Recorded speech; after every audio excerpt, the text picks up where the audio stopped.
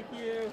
George, Damon Jacobs from Altitude TV. Just a couple of questions, please. I have admired your career. I'm with George O'Dowd. I've loved you since Kissing to Be Clever came out on vinyl, which I bought.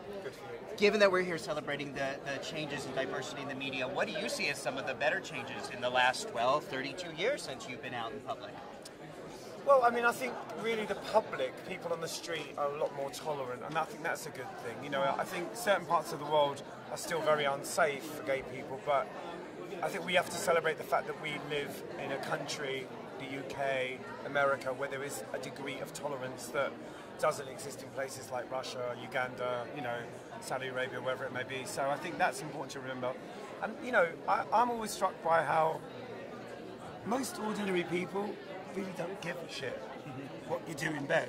It's the same thing in reverse. Exactly. It doesn't make any difference to them, and I think that's a good thing. We just need more of that. Yeah. You know, as I said earlier, someone said, "What do I think about gay musicians?" I said, really, for me, the question is, are you any good? Is your music great? You know, are you going to make me dance? Not like, what do you do in bed? Yeah. Given that you were at the profile in the early 80s of being the target for so much stigma and ignorance, what advice would you give to someone who's coping with that kind of negative energy being directed toward them?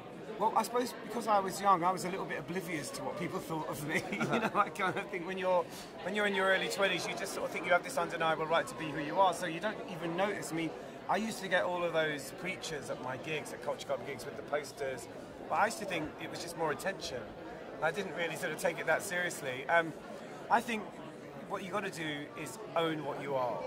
You know, there's a song on my album called Live Your Life, and it's about the fact that you don't get a chance to redo it. You know, you should, whatever you are, whatever nature is, whatever cards it's dealt you, the wise thing to do is to just kind of deal with it and be proud, you know. I love that. Very wise words. It's so great to meet you. You too. That's Kissing to Be Clever right there.